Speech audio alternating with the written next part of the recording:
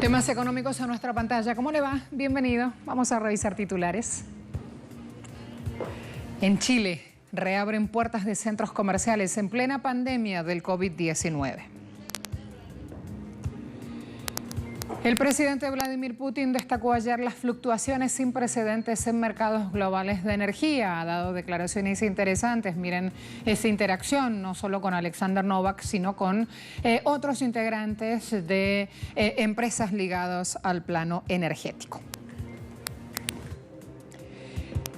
El Líbano está envuelta en protestas por la crisis económica y como puede, el presidente del Banco Central del país se ha defendido a través de una alocución. Ya les contamos más. Otro panorama poco abordado, tenemos números, estadísticas, cifras de esta situación del libro en España.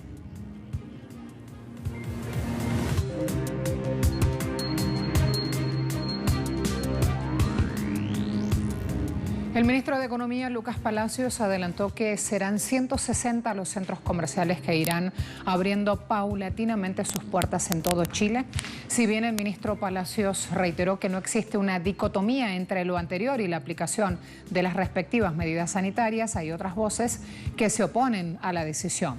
Horst Pohlmann, fundador y presidente de Cencosud, discrepó con el gobierno sobre la idea de comenzar a reabrir comercios en plena pandemia debido al cierre de tiendas como Paris y Johnson. Cencosud tiene a 15.000 trabajadores sin cumplir funciones, se acogió por ello a la nueva ley de protección del empleo, es decir, congeló la relación laboral hasta que la situación se revierta, manteniendo el pago de las cotizaciones previsionales y de salud. Aún con esta situación, Cencosud ha sido muy claro con un panorama contrario a la decisión económica que ha asumido el gobierno de Sebastián Piñera. Y fíjense lo que dicen los trabajadores. En redes sociales, por ejemplo, el Partido Comunista exige renta básica de emergencia. Las medidas del gobierno son insuficientes y no garantizan que las familias se enfrenten la crisis sanitaria en buenas condiciones. Bancadas de oposición presentaron la renta básica de emergencia, un aporte del Estado para que nadie quede bajo la línea de la pobreza. También los economistas han dado su punto de vista. Fíjense. Aluden, por ejemplo, José Serrano, el trabajo es muy importante, dice él, la economía también, pero para que siga siendo grande tenemos que poner el foco en las demandas sociales, en las personas menos privilegiadas de Chile, es decir, en el 30% y mucho más que vive al día con trabajos precarios o sin empleo. Eso es allí la clave. Cruzo la cordillera de los Andes que divide Chile de Argentina, me quedo en Argentina. El presidente Alberto Fernández dialogó con su homólogo Luis Lacalle Pou de Uruguay. Ambos acordaron trabajar juntos sobre las asimetrías del Mercosur. El presidente de Argentina, Alberto Fernández, dialogó por teléfono durante 30 minutos con su par de Uruguay, Luis Lacalle Pou. Ambos mandatarios se comprometieron a profundizar el trabajo en Mercosur para corregir las asimetrías en la región. El diálogo se produjo luego de que Argentina abandonara las negociaciones que el bloque comercial del sur impulsa para hacerse con acuerdos comerciales con Canadá, Corea del Sur y Líbano. Desde el gobierno argentino aseguran que será para priorizar el resguardo de la economía local en medio de la crisis por el coronavirus. Desde Argentina consideran que un tratado de ese tipo en estos momentos de crisis podría resultar letal para la industria nacional, pero que de ninguna manera eso significa que evalúa romper o retirarse del bloque regional, sino todo lo contrario. Le gustaría fortalecerlo incorporando nuevos jugadores. Finalmente, durante la comunicación, Alberto Fernández planteó que Argentina y Uruguay deben ayudar a buscar una lógica regional en el Mercosur y acordaron en instruir a sus cancilleres Felipe Solá y Ernesto Talvi para avanzar en esa línea. Fíjense, Ecuador tomó la decisión, propuso aplazar el pago de deuda a los tenedores de bonos de Petroamazonas. Se generan estas reacciones.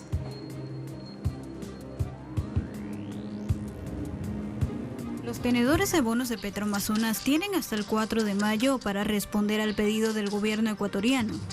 El gobierno de Lenín Moreno busca con la propuesta postergar el pago de capital por unos 175 millones de dólares hasta el próximo año, como parte de una estrategia para reestructurar su abultada deuda externa, dijo el Ministerio de Economía y Finanzas a través de un comunicado.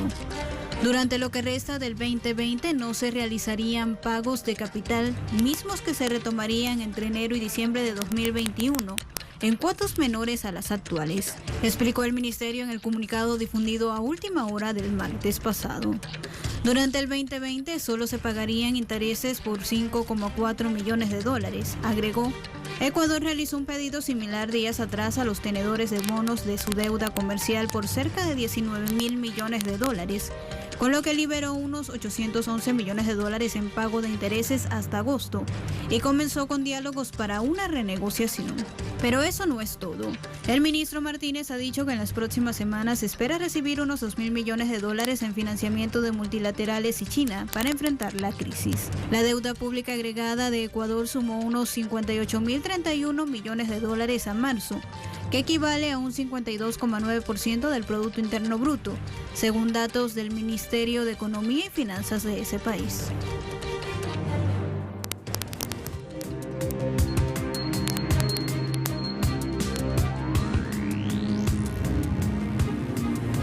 Veamos ahora cómo el presidente ruso Vladimir Putin dijo que los mercados globales de energía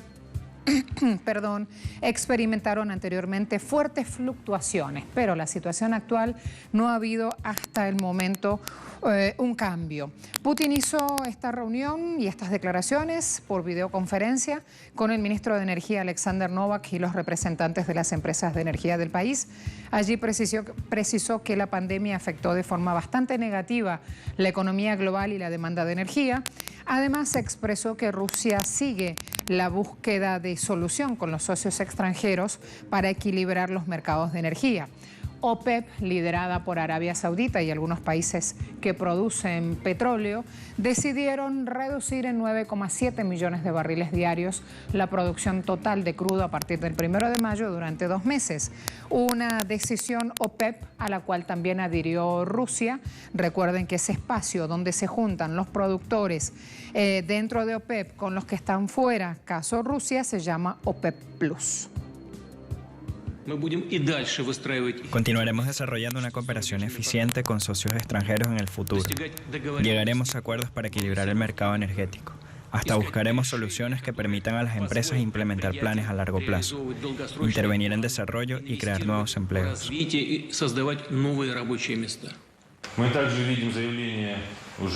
Vemos los planes de varios países para los bloqueos de levantamiento gradual. Teniendo esto en cuenta y también el comienzo del acuerdo de OPEP+, el 1 de mayo que usted ha mencionado, el desequilibrio de la demanda y la oferta en los mercados petroleros debería cortarse. Estimaciones optimistas de los mercados mundiales de petróleo se estabilizarán a partir de la segunda mitad del año.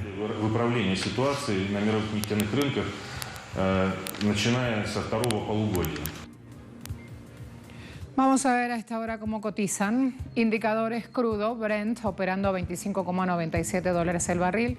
Tendencia al alza, el WTI, referencia para Estados Unidos, está a 17 dólares con 6 céntimos el barril. Igual tendencia, flechita verde hacia arriba. Sexta OPEP correspondiente al 28 de abril. Registró también un ascenso, cotiza en 14,61 céntimos. Siempre en dólares los 3 indicadores, siempre por barril. A la vuelta de la pausa vamos a ver los hechos en el Líbano. El presidente del Banco Central del país habló, se defiende ante el entorno de crisis económica. Ayer manifestantes incluso han quemado sedes de algunos bancos. Así la crisis y así los hechos, ya les ampliamos.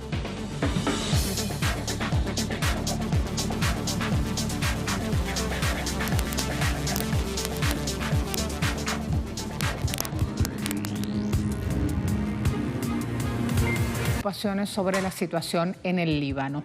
Hay aumentos de hasta un 100% en los precios y un dólar que se ha disparado, rozando las 4.200 libras libanesas en el mercado negro.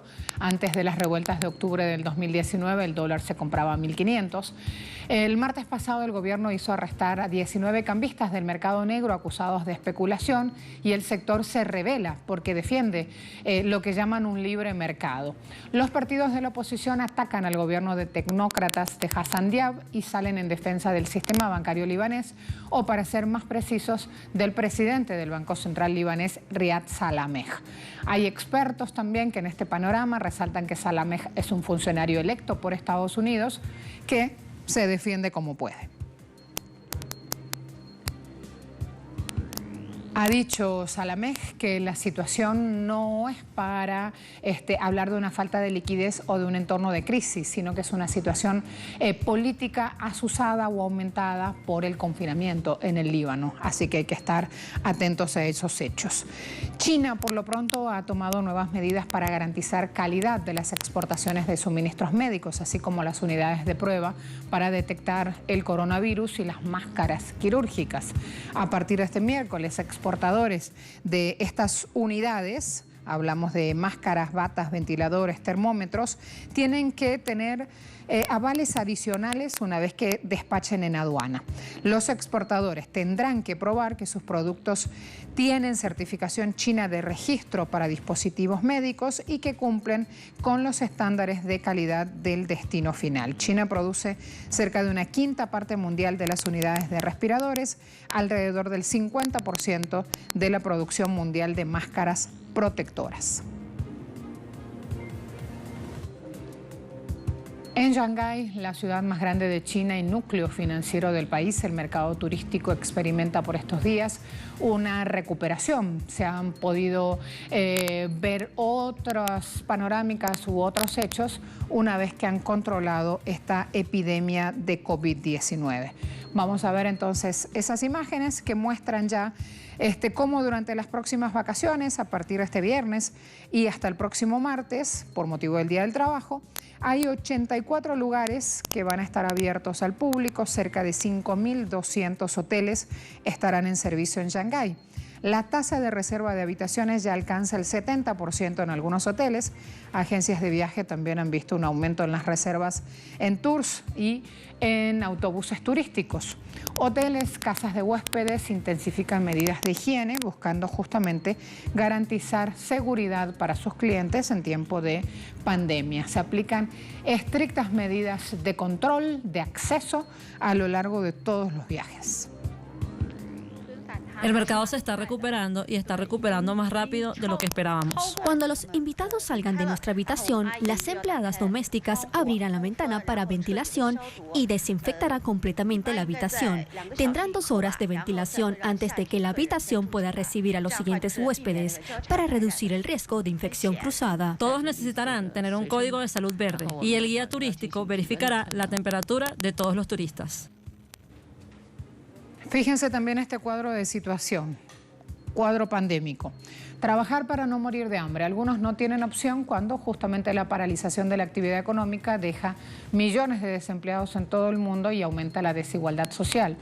A veces mal pagados, estos trabajadores llamados de segunda línea cumplen su deber en plena pandemia. Hablamos de empleados de tiendas de alimentos, recolectores de residuos, repartidores, empleadas domésticas, carteros, entre otros trabajadores. Cada uno hace lo posible en un mundo inmerso en el confinamiento, aunque sus oficios, hoy esenciales, generalmente son mal pagados y a menudo invisibilizados o menospreciados. Ellos no son aplaudidos todas las noches como los médicos y enfermeras en Francia o en Italia, pero ahora también es verdad que aparecen otras miradas, la gente les habla más que antes, les agradece su trabajo, a veces les escriben gracias en un pote de residuos o en el escaparate de un supermercado. Son los llamados soldados de segunda línea en esta guerra contra la COVID-19, indispensables hoy más que nunca para que todos podamos quedarnos en casa.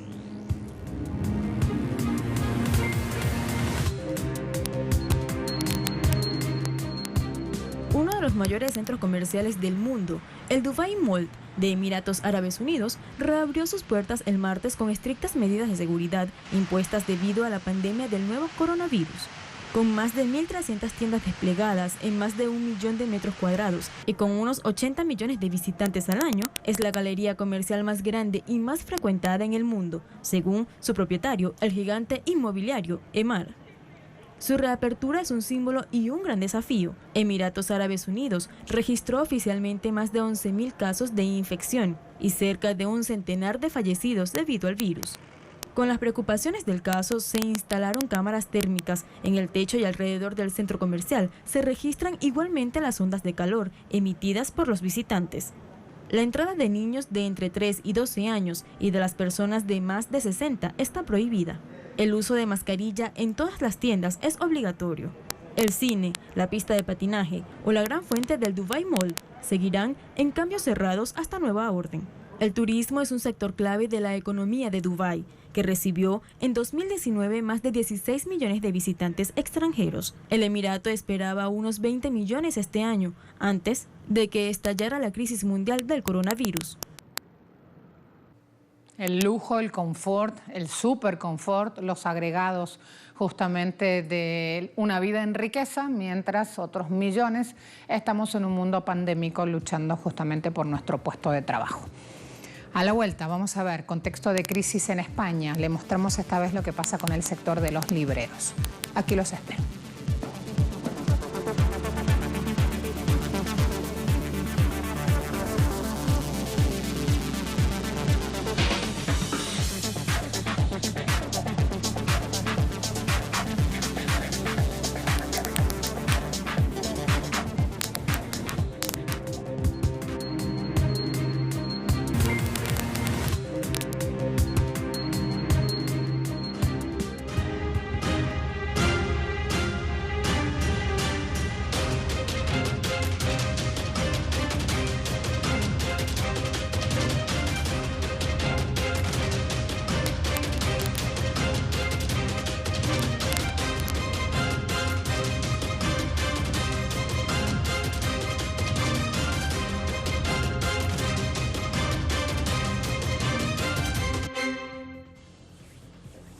En España, producto de la pandemia, el cierre de librerías hunde al sector. Desde la Asociación de Cámaras del Libro indican que perderán en torno a 1.000 millones de euros de facturación, un tercio del negocio anual. En España, la crisis generada por el coronavirus ha dejado muy mermado al mundo del libro. Las empresas del sector, librerías, editoriales y distribuidoras han registrado en las últimas semanas un descenso de la facturación cercano al 80%. Además, el 50% de ellas han puesto en marcha ERTEs y 2 de cada 4 han solicitado créditos ante la falta de liquidez. Créditos que en el 60% de los casos siguen pendientes de ser estudiados.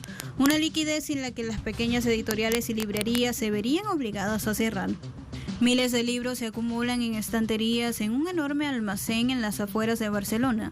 Con las librerías cerradas por la pandemia casi sin pedidos ni ingresos, el sector editorial español se hunde en una grave crisis. En la entrada de un almacén que atesora unos 7 millones de libros, todavía están las novedades que las editoriales contaban lanzar esta primavera, cuando eventos como el popular Día del Libro en Cataluña o las ferias de Madrid o Buenos Aires disparan las ventas. De sus 40 empleados, solo 14 trabajan ahora para atender los escasos pedidos que llegan, principalmente de grandes cadenas con un buen sistema de venta electrónica o plataformas como Amazon. Por su parte, Juan Doblas, director de logística del Spunset, distribuidora de un centenar de editoriales como Anagrama o Galaxia Gutenberg, indicó que todos los almacenes están llenos y no sale nada. De igual forma dijo que en 40 años nunca había vivido una situación como esta. También afirmó que solo están facturando un 10% de lo habitual. Solo le queda esperar a ver qué pasa finalmente. Indicó que este año no lograrán levantar el sector. Hay que destacar que la desolación se extiende en un sector que todavía no se había recuperado de la anterior crisis, la del año 2008, cuando el negocio cayó un 30%. En ese entonces, muchas librerías cerraron y numerosas editoriales desaparecieron o fueron absorbidas por los dos gigantes del mercado, Planeta y Penguin Random House. Por otra parte, si bien es cierto que aunque el comercio electrónico y el libro digital repuntaron estas semanas, un 80% del negocio depende de las ventas físicas en librerías, cerradas desde mediados de marzo en España. En ese sentido, desde la Asociación de Cámaras del Libro Españolas calculan perder en torno a 1.000 millones de euros de facturación, un tercio del negocio anual. El sector del libro está preocupado. En este sentido, la Federación de Gremios Editores de España ha enviado un comunicado en el que reiteran su preocupación ante la falta de medidas por parte del gobierno que ayuden a paliar la grave situación sin precedentes que atraviesa este sector del libro, como consecuencia de la emergencia sanitaria y de las medidas adoptadas para atajarla. Hay que señalar que el pasado 14 de marzo, tras decretarse el estado de alarma en España, el sector del libro trasladó a la presidencia del gobierno, a la vicepresidencia económica y a los ministros de Cultura y de Educación una proyección del impacto de la crisis sobre la cadena del libro. Desde ese mismo momento planearon la necesidad de adoptar medidas que, a juicio del sector, contribuirían a paliar los efectos de la crisis, tanto durante el tiempo que durara la situación de emergencia y el cese de la actividad, así como a reactivar el sector una vez que se volviera a la normalidad. Hoy la estimación realizada parece haberse quedado corta y el impacto puede ser incluso mayor al inicialmente previsto, pudiendo alcanzar la mitad de la facturación en el comercio interior, alrededor de 1.200 millones de euros, así como un 70% en el comercio exterior, 400 millones de euros. Al mismo tiempo, tras 2 encuentros formales, primero con el ministro de Cultura y luego con la ministra de Hacienda, parece que el sector aún deberá esperar para ver si el compromiso adquirido se concreta. Resulta probable que una parte de la cadena no pueda alcanzar esa normalidad a la que alude el gobierno y que el resto lo haga en unas condiciones difíciles para la subsistencia, lo que tendrá una indudable repercusión en el patrimonio cultural, han advertido desde ese sector. En España, librerías comienzan el 4 de mayo a atender al público con cita previa. El sábado 9 podrán abrir ya definitivamente sus puertas, aunque van a trabajar en un horario restringido. Esta crisis obliga justamente a mantener otras conductas, a tomar precauciones. Se anunció que el 25 de mayo podrían recuperar su horario habitual. Entre las medidas sanitarias está la limitación a un cliente cada 20 metros, mantener esa distancia de seguridad. La caja del local tiene que tener una mampara de separación, se dará alcohol en gel para desinfectar las manos a los clientes. Igualmente se ha previsto que de manera obligatoria se haga uso de guantes y mascarillas. El sector editorial se alegra de que finalmente se haya tomado esta decisión, ir abriendo comercios para ver justamente el pulso de las librerías, del consumo en estos sectores. Dicen que hubiesen deseado también especial consideración con ellos porque siguen reclamando justamente medidas incumplidas, entre ellas declarar al libro como bien de primera necesidad, en línea con lo que está pasando en otros países. Gracias a todos. Hasta la próxima.